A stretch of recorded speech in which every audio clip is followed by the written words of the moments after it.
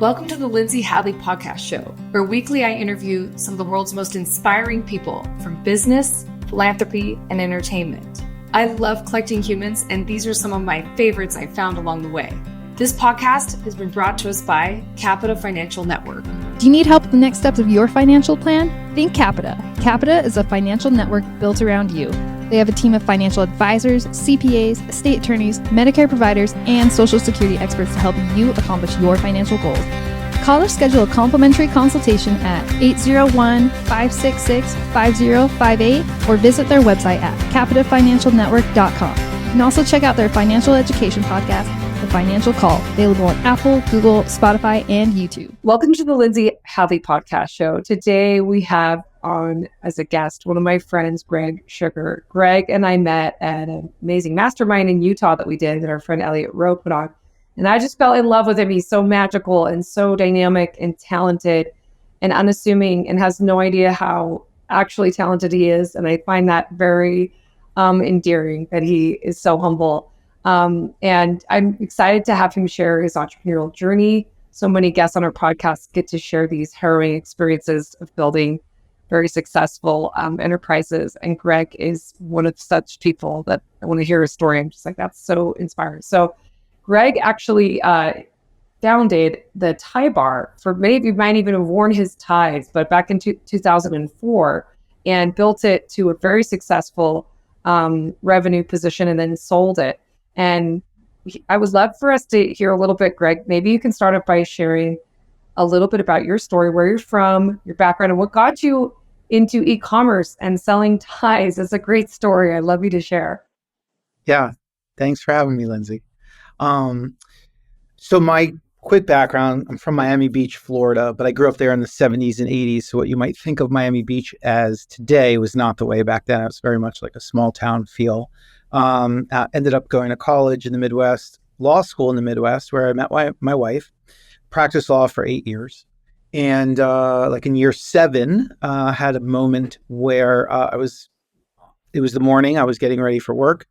And my then, 2 or 3 year old son threw cereal on my tie, and it was a mess. And the tie was ruined. Had to go change it. I realized the tie was pretty much done at that point. And I got really frustrated that I had to spend another $50, $60, or $70 on a new necktie. And so my wife and I were talking, and it was like, why are neckties so expensive? Now, this is 2004. The retail environment was a lot different. Right now, it's much more of a value-driven retail environment. But in 2004, before the 2008 recession, that mindset wasn't really here. And so we started looking. I looked online. I found Alibaba, which back then was actually not a very well-known website. Of course, it is now, but very few people knew it. I found some factories from all over the world, and I started reaching out. I said, how much are ties? And I started learning that ties can be made, at least in China, for about $2.10, like silk, 100% silk ties. And I thought, well, that's a crazy margin. Why are they so expensive? And my wife and I just started talking, and we said, why don't we just come up with our own tie brand? And it's not going to be so expensive. And we came up with this price point of $15 and said, let's try to make our own ties, and we'll try to sell them on the internet. And we weren't like brilliant, like, oh, the internet's the next big frontier. We had no choice. Like, if you want to start a clothing brand, you're not just going to like start it and end up at Nordstrom's or Macy's on the first day. You have to kind of like just build it on your own. And so the only place to really build it was the internet. And so we did that. We spent like 6 months. I got samples from factories around the country. And then I said, okay, I'm going to build my first collection. I have no design background. And I built it basically by stealing other tie design ideas. Just say that. We went to a department store, bought some ties I liked, sent them to the factory in China and said, don't copy these, but make things similar to them if you could. So they went ahead and made them. We saw some samples. I approved them. And the next thing I knew, I had 6,500 neckties show up in my Naperville, Illinois garage. And it was a bit of a holy moment. Am I allowed to curse? It was a bit of a holy shock moment. And we, built a website. Back then, there was no such thing as Shopify or Magento or WooCommerce, and it was a custom built website. We found some local firm to do it for us, and we borrowed $50,000, the only home equity that we had. I had no savings, so the home equity we had was about 50,000. We borrowed that, and we went live 6 months after the first idea came to us, and that's how it got started. So anyway, that was. By the way, Incredible. the phone call to my Jewish dad, like, "Hey, Dad, I'm not going to be a lawyer anymore. I'm going to be a tie salesman on the internet," didn't sit very well with him. But he Oh my fortunately gosh. believed in me and gave me a chance, and eventually it paid off. Incredible. So when did you actually sell the company? And you were doing 20 million a year in revenue, right? Fairly quickly. Like you got to a very, commercially viable phase early on, right? Yeah. So we sold it in 2013. So 9 years later, I always say it's like a 9-year overnight success because it felt like it grew fast, but it really does take time. Very few retail brands can grow that quickly. And we built it largely with a marketing strategy of PR. We got people to write up about us like, wow, these ties are actually really nice and they're $15. Like, who is this? And it was a great time to be in e-commerce. Department stores didn't have websites, or if they did, they certainly didn't upload a lot of SKUs. Neckties weren't one of their big focuses. Even stores like Joseph A. Bank and Brooks Brothers, their websites weren't very robust in terms of products. So we were basically competing with other people who were selling ties out of their basement. And so we became sort of the most successful couple selling out of their basement. But we grew that over time through good PR. GQ magazine loved our stuff, would regularly feature us on celebrities, would feature us, talk about our company, put our website. It generated a ton of business for us. That snowballed into working with stylists from Hollywood who reached out to us. They had seen us in GQ. They represented celebrities. They'd say, my client needs a tie for the red carpet for Saturday Night Live for something, and we need a tie. Can you send it to us for free? And you can go ahead and use it on social media. This is well before influencers and like that. So they didn't care that we would leverage their name and their picture on social media to help build our brand. And again, that in that world right now, that doesn't exist. But back then they were cool about it. So we certainly did that. That gave us more notoriety. We eventually got phone calls from Jesse Tyler Ferguson, who's an actor from Modern Family. He's the redhead. He wanted to do his own bow tie line. And so we made that for him. Dwayne Wade, who played for the Miami Heat, NBA player, wanted to do his own line. So we made something for him. And so everything just kept snowballing and snowballing. So yeah, by the time we sold it, we were up to about 20 million. We were the largest online brand for neckwear. And it was the right time to sell. Everything was going really well, and that can't last forever. So I'm like, let's sell and get out of here. Yeah, that's awesome. So when you mention like sending a tie, I mean, if they're retailing at 15, but you're only spending like $3 and then maybe some shipping, you're spending $5 to get a celebrity to wear your tie. That's insane. Name some celebrities that wore early on that you were just like, what? I can't believe I got this. I mean, it was anything from Jake Gyllenhaal to Jason Bateman to Jason Sudeikis, Justin Timberlake, Jonah Hill wore it on Saturday Night Live. Yeah, but, Brad Pitt wore it at some event. I don't have a photo of that one, unfortunately. Yeah, we were. I mean, it was like it wasn't D-list celebrities. It was like real celebrities. No.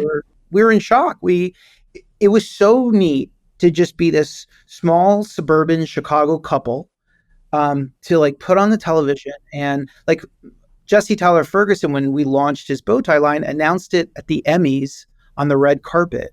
And 2 weeks later, he was on David Letterman talking about it, and our web address flashed at the bottom. It was surreal, like we still looked at ourselves as just this, like, what the fuck are we doing couple of, selling ties on the internet. I used to tell people, they say, what do you do for a living? I'm like, I sell ties on the internet. And they'd say, well, what do you do full time?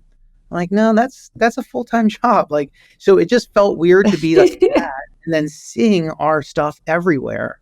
And that's really when we sold, was like at the height of our exposure. And our customer loyalty was amazing. Our repeat customer rate, our lifetime value, like every possible metric that could be favorable was favorable, which is, again, a big reason why we sold, because I was like, something's going to go wrong at some point. We're going to piss somebody off and this is going to fall apart. So we just got out and sold it to private equity.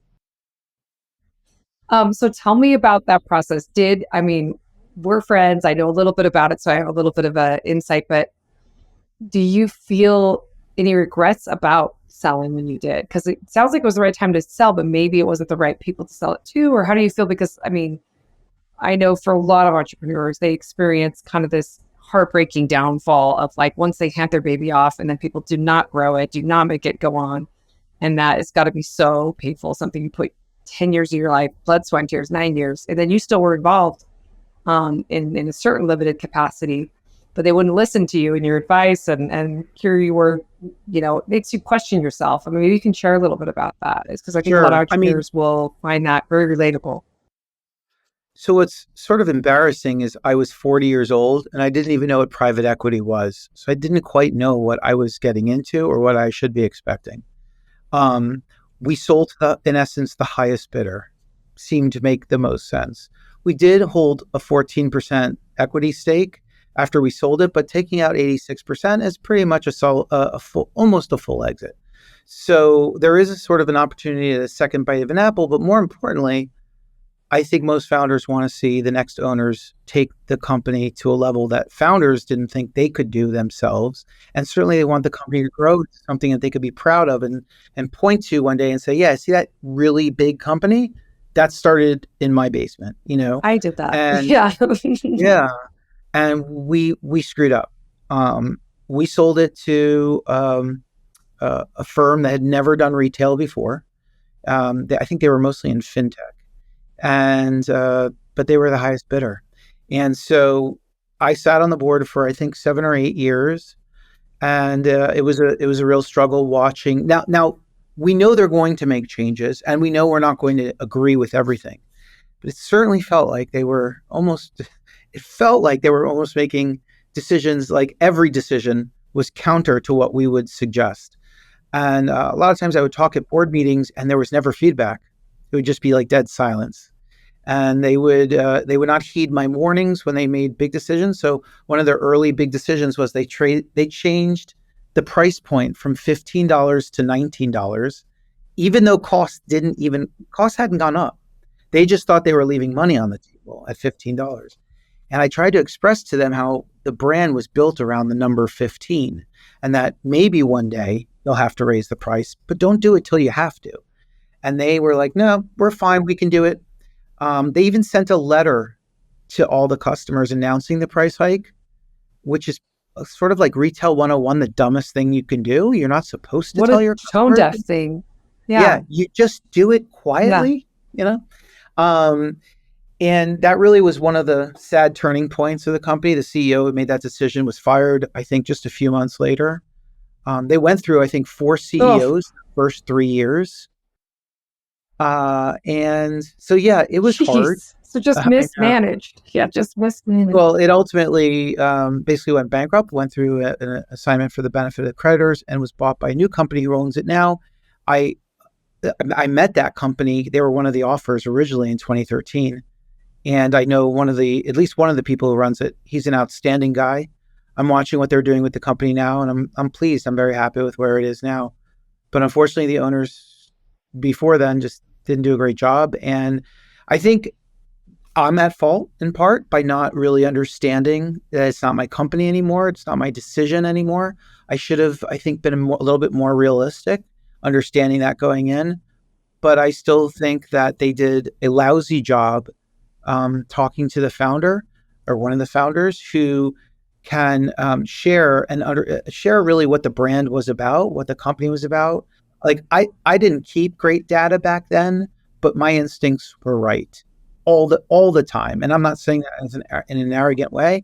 I just knew my company back, forward and backward. And I knew everything. and they didn't want to hear it from me, which I always thought was ironic, right? Because you're buying a company because it was a growth company. You're buying a growth company because clearly the founders know what they're doing and they grew the company, and then they buy it, and ironically they tell you, we don't want to hear from you.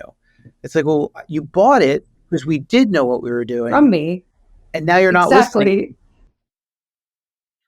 That's so frustrating. That's got to be so disheartening. But in some ways, hopefully, the silver lining is that you ultimately had the validation of that you were right, because the things you said that wouldn't work didn't work. And you got to see that feedback loop, even though it was probably very painful to watch, very painful to be dismissed. It creates all kinds of self-doubt and insecurities as a human being, as an entrepreneur, as a partner in something. But ultimately, like, hopefully you left with the surety that, like, no, now moving forward, I can really trust my instincts. I may not know everything. I may, make mistakes, but gosh, I should have listened to my gut, and trust yourself more. Hopefully, do you find that that's the case? Does that come out of it? Yeah, you said that to me when we met in person, and I remember you said that because you nailed it. It's true. I really gained a little confidence when things fell apart, oddly enough. I mean, I had a financial stake in the company, so I really wasn't rooting for it. But when it happened, I was like, okay, maybe I do know what I'm talking about sometimes. And it was good in that way. But it certainly wasn't my first choice on what would have happened with the company. Um, but anyway, that's what That happened, and it was definitely a learning lesson. Well, tell me a little bit about, like, after this exit. So what are you doing now? Tell us about what you're creating. And I think it'd be interesting for listeners to just know, like, what's life after you exit, and maybe any vulnerability you can about how the challenges of that, the excitement of that, what you've decided to do with your time. I know you're teaching at a university. I'd love you to share a little about how that's been so life-giving for you. I think a lot of people share, like, kind of an experience afterwards that isn't what they anticipated. It's funny how we have expectations about things will be, and how they actually are in reality. It differs greatly. Yeah. So something I heard again when we met the first time was someone describe it as, like, you think when you sell your business, it is the end of the ladder. You've reached the top of the ladder. But the truth is there's like another ladder there waiting for you. Life after an exit, you still have to figure that part out. Just because you have the money from an exit doesn't mean that you are fully satisfied or fulfilled, that you wake up in the morning and ready to do something. Like, it is a difficult transition to go from becoming the most important guy in the room to the least important guy in the room. And I had to find things to do. I had a 5-year non-compete. So the things that I wanted to do, I couldn't do. And I struggled. I co-founded a couple companies, one in real estate crowdfunding that didn't go so well, one in home betting that turned out not to go so well. I did some investments. And it was a bit of a struggle for 5 years on a personal level to be in my early 40s and not really have a purpose when I woke up in the morning. But ultimately, I got involved with local university, Florida Atlantic University, FAU, here in Boca Raton. And I started, I helped create or set up their what's called Tech Runway. It's like an incubator down here for both students and locals who are just launching and need a team of mentors and need to learn about entrepreneurship. I was a group of 5 that we started that, and that was fun. I started teaching a boot camp here at FAU, and then ultimately I got asked to teach undergraduate college of business entrepreneurship.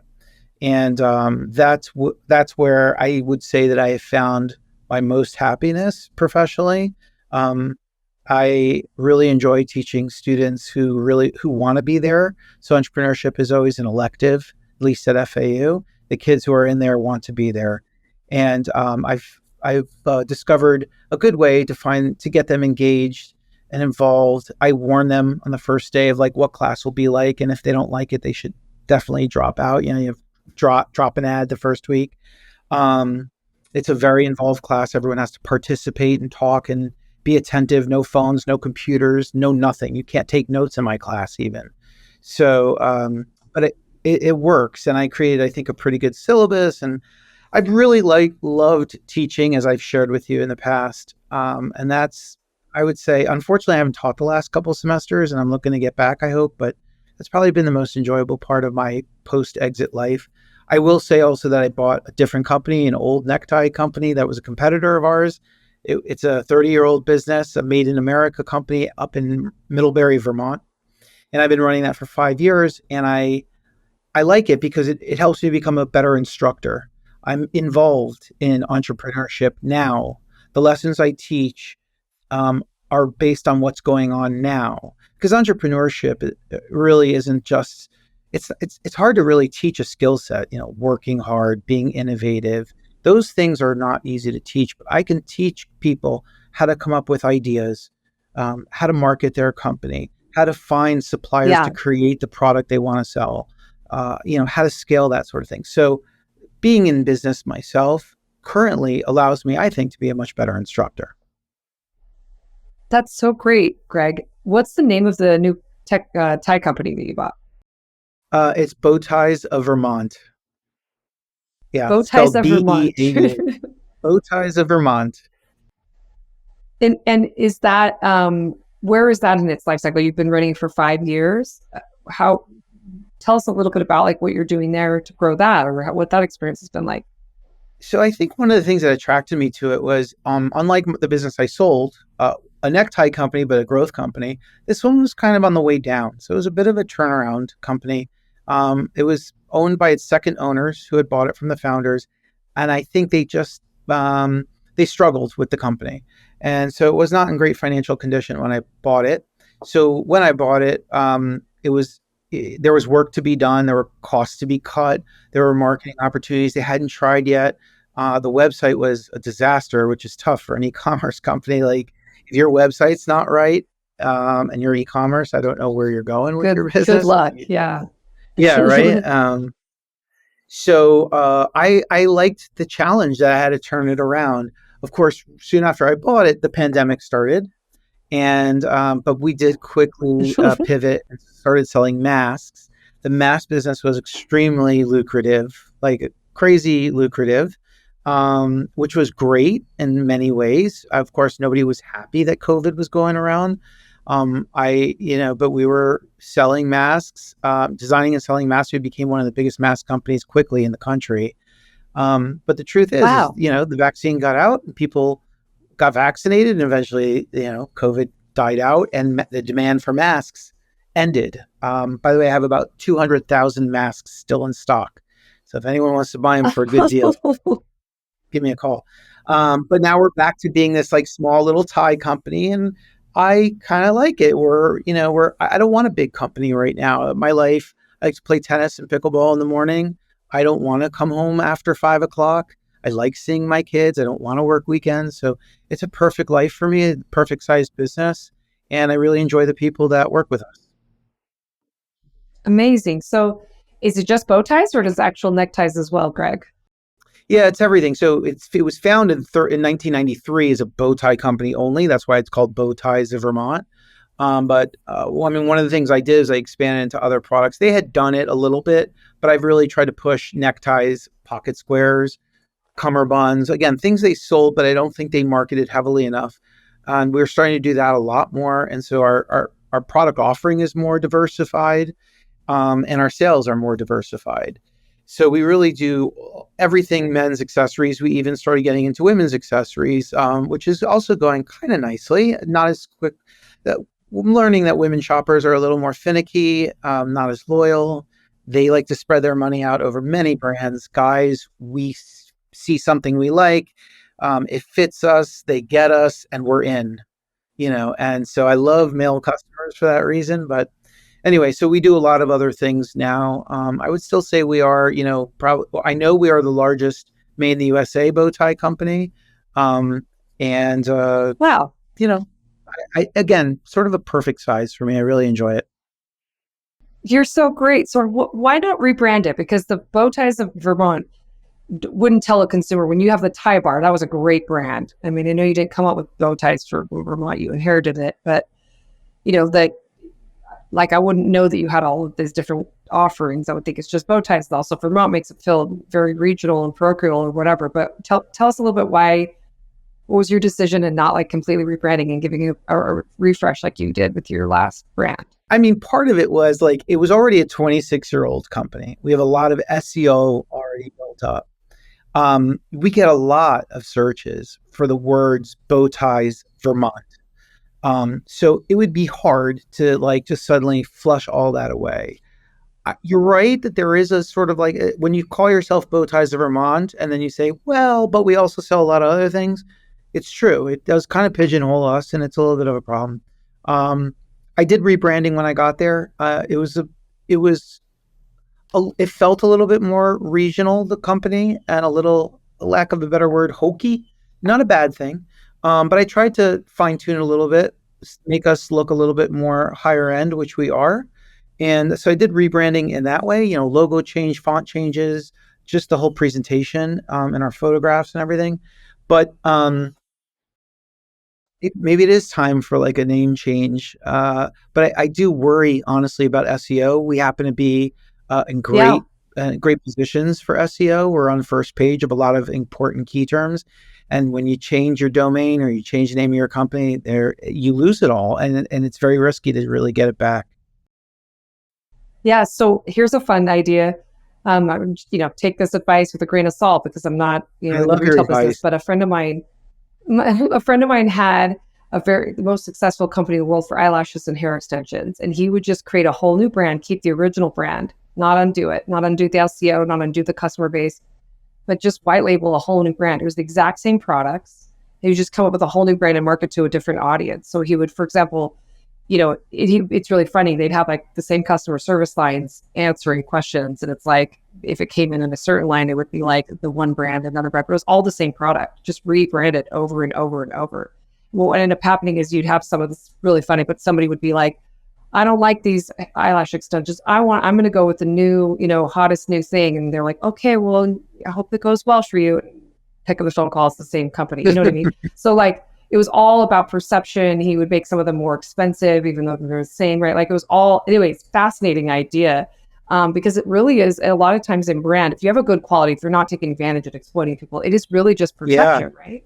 It's just a relationship. I think it's super unethical when you're like exploiting people. I don't like the idea that your private equity firm raised the price for no reason. It's just kind of gross. But like when you're coming up with a whole new audience and a new offering and putting a whole new brand around it and saying, well, we're creating an affinity here, because a lot of what we wear in fashion is just a story that we're telling ourselves about what it means about our identity and who we are in the world and blah, blah, blah. So that might be an idea. But I'd love your thoughts on like what you're learning now, because in my understanding in e-commerce, I've invested in some and advised a few over the years, is like so much of it is just tech. It's so much is like analytics and measuring outcomes and stuff that's just like super nerdy tech stuff. Like it's less of like what the yesteryear marketing, guerrilla marketing that you had. It's like, I just want to know if there's conversions. So I go to these conferences, and a lot of the conferences have these tech companies set up booths, and you meet with them and they give presentations and everything. And I will tell you that I would say customer habits have changed, and I don't think there's any technology that's going to change that, no matter how many new companies come up with all these little gimmicks. And all these technology companies are trying to do is change your conversion from 2.6% to 2.8%.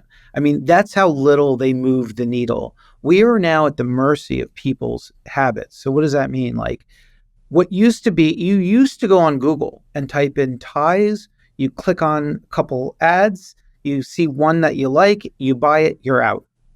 Now it's become, you look up there, you click on the ad, you click on another ad, then you start going on CNN.com and you see their display ad, maybe you click on that. Now maybe you found their Facebook page or reading some reviews on Yelp. You're now on Facebook later, and the ad is popping up again. It's on Instagram. And finally, you're done 9-10 impressions later, and you've decided to buy a tie on Amazon, right? Like, so that's what a lot of people, a lot of small brands are struggling with. The cost has gone up because habits have changed so much from consumers, and they change from generation to generation. People showroom, they go into department stores with their phones and they price check everything. Can I get it 10 cents cheaper online? People consume media differently in terms of like who influences them. It could be influencers, it could be a magazine, a blog, it could be their friend, it could be so many different things. But people just do not buy impulsively or quickly online the way that they used to. Couple all that with the fact that most large brands have made such enormous marketing investments online, which has driven up the cost of every impression and every click that everyone competes for online. Because the truth is, there's only two real places to advertise right now, which is Google and Meta. Of course, that new lawsuit that just came out that declared Google an antitrust violation, that'll be interesting to see how that plays out. Although, in my opinion, that will take a couple of years to kind of unwind. Um, but that's the real problem is we're all fighting for a very limited amount of space, drives up the price, and consumer habits have changed. So is there a bunch of tech that makes that upsells you and says, hey, would you like this thing too? Or look, you could do a virtual try on and see what it looks like from home. Yeah, those little things are cute and certainly they can help here and there, but by and large, they're not going to make significant dents in the way that you sell online. And so I don't think that they're bad products. I don't think they're gimmicky. I just think that there are some hurdles that you can't get over just using tech. That's so helpful to hear. That's so fascinating about e-commerce and how it's changing and the challenges that you're having. You're teaching this in real time to young entrepreneurs and students. What would you say kind of are some of the core principles or things? I mean, you mentioned you can't teach work ethic, but what are some things that you have found that are like virtues or values that you would want to instill in all of your students, your children, any friend you have that you're advising as an entrepreneur? What are some kind of, I don't know, pillar values or ideas or concepts where you're like, man, these are tried and true. If you XYZ, things tend to go well. Things tend to work out as an entrepreneur. Yeah, so the first day of class, I always talk to the class and ask them to scream out what they think the right characteristics are for entrepreneurs. And a lot of times they give out some characteristics that surprise me, but the ones I always want to make sure that they hear are being persistent. So when there is a problem, you don't give up until you fix the problem. That doesn't mean that sometimes that takes days, weeks, months to figure it out, but you don't give up on it. The second one is being resourceful because there is an answer somewhere out there for you. And so you just have to keep going. So it's a little bit of persistence, but it's being resourceful. Keep figuring out where to find the answer to the question that you need. So I think about when I got started with Thai Bar, I knew nothing about manufacturing. I knew nothing about importing from China. I knew nothing about how to deal or talk to China. And I just made sure that I learned it all through not intelligence, not reading books, but just being persistent and being resourceful and figure out how it goes, how to make it the most efficient way possible to communicate from the United States to China. People are always intimidated. Students in particular talk about their intimidation of how do I import something from China? Go online. Like there's this thing called Google. Go online, look it up. How do I import? What do you learn about freight forwarders and customs brokers and paying duties and shipping expenses? Because when something says it's $2.10 FOB, freight on board, means that's just the cost to get it out of the factory. You now have to figure out how much it is to get the truck from the factory to the major airport, to your major airport, onto a truck, clearing customs, paying off duties, and getting it to your front door. It's not hard. There's answers out there. You just have to figure out how to find it. And so I truly believe resourcefulness and persistence are two, like, if without them, you will not succeed as an entrepreneur. You don't need to be smart. You don't need to be organized. You don't need necessarily be creative or innovative. You just need to be really resourceful and persistent. That's really good. I totally love those ideas, the grit and the resourcefulness. I couldn't agree more. Those are things that people like innately kind of have in them. I don't know that you can teach it because it always shocks me that it's just not so obvious to people to like figure it out. I don't know. I figured it out. Nobody told me. No one gave me like it's the desperation. There's something like a chip on their shoulder where they have to prove something themselves in the world. I don't know. It's almost like mental health issues where they're like, I'm not important unless I have external validation, something in them that just makes them go, go, go, or a purpose or relentlessness to make things happen. I couldn't agree more. Well, Yeah.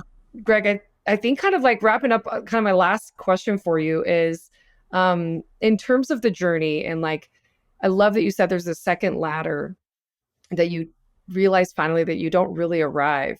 What are some of the things like more of an esoteric way, like that are the most meaningful to you about the journey, about everything you've been through? If you look back on your life and you think about like, gosh, these are the lessons or these are the things, the value propositions that I really gained outside of like the monetary outcome of a hugely successful exit.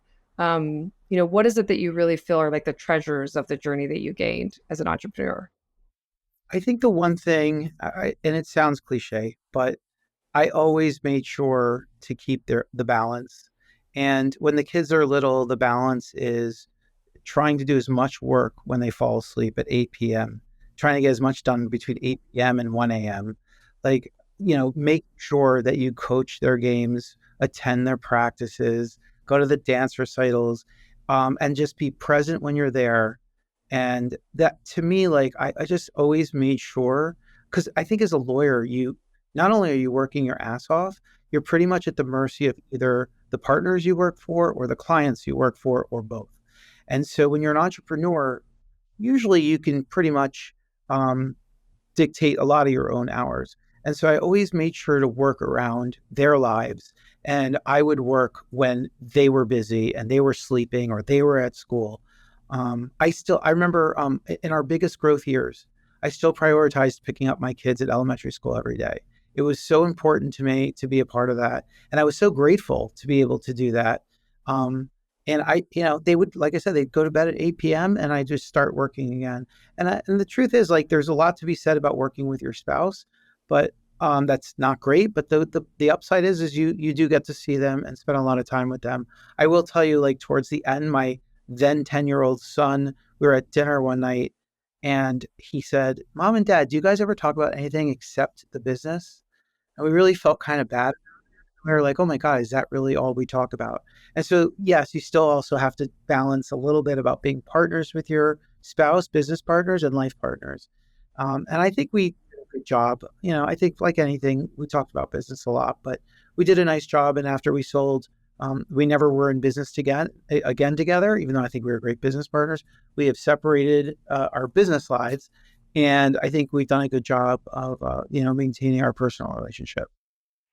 It's amazing, And by the way, Greg. now Those are, sorry, one last thing. yeah. My kids are older. No, Like all yeah. that, it pays off.